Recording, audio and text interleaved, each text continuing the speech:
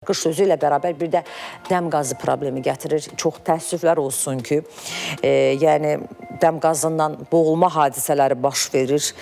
Sonuncu dəfədə Sumqayıtda 33 yaşlı kişi dəm qazından boğularaq ölüb.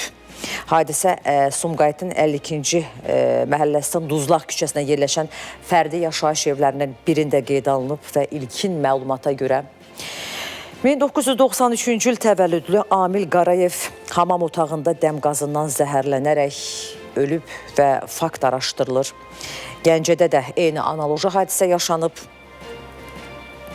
Bu dəfə də qızlar dəm qazından zəhərləniblər. Çox təəssüflər olsun ki, deməli 2006-cı il təvəllüdlü Həsənova, 2006-cı il təvəllüdlü Mollayeva və 2005-ci il təvəllüdlü Musayeva zəhərlənmə diaqnozu ilə xəstəxanaya yerləşdirilib. Dərhal onlara yardım edilib. Hazırda vəziyyətlərinin kafi olduğu bildirilir. Məlumata görə hər 3 şəxs Zaqatala rayon sakinidir. Onların tələbə olduqları bildirilir.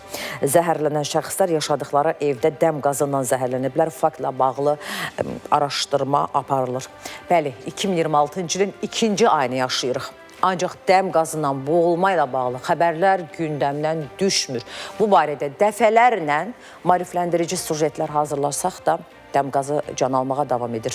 Özümüzü bu səssiz və qoxusuz ölümdən bəs necə qoruyaq?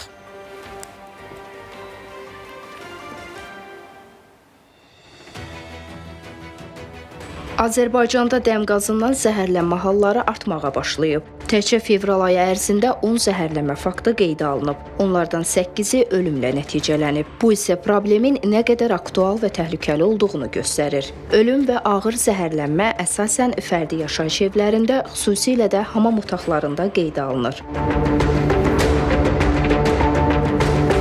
Mütəxəssislər bildirirlər ki, faciələrin çoxu texniki nasazlıq və səhlənkarlıq səbəbindən baş verir. Halbuki qaz cihazlarının vaxtında yoxlanılması, bacaların təmiz saxlanılması və ventilyasiya sistemi riskləri minimuma endirir.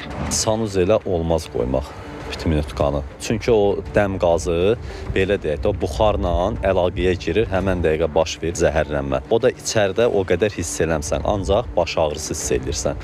Amma təmiz havaya çıxan kimi qana zəhərlənmə gedir. Dəm qazından qorunmaq üçün onları rəayət eləmək lazımdır ki, sanuzeldən kənar yerdə olmalıdır. Sanitar qovşağında olar, ancaq təmasda olmamaq şərtindən. Bir də qapı örtülü vəziyyətdə və pəncərə açıq vəziyyətdə olmalıdır. Havalanma olmalıdır. Zəhərlənən zaman bayıra çıxartmaq olmaz, ev şəraitində olmalıdır.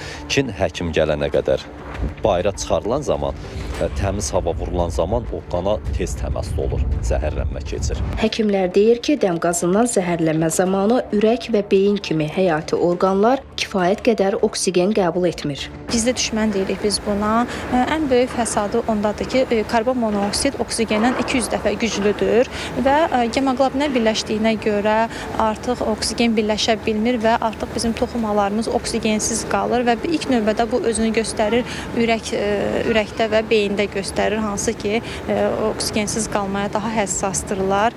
Beyində hipoksiya ola bilər, beyin oksigensiz qaldığına görə burada artıq qıc olmalar olur, xəstə komaya düşür və hətta burada geriyə dönməz dəyişikliklər ola bilər burada. Və digər tərəfdən ürəkdə də ürək əzələsi burada zədələnir, aritmiyalar, infarkta kimi və yenə də nəticədə ölümə kimi gedib çıxa bilər. Ehtiyat tədbirləri görmək bizi və yaxınlarımızı vaxtsız ölümdən xilas edə bilər. Baş ağrısı, halsızlıq və baş gecəllənmə kimi əlamətlər hiss etdikdə dərhal həkimə müraciət etmək lazımdır. Jalə Qəhrəman qızı, Yunis Yusupov, Amil Əliyev.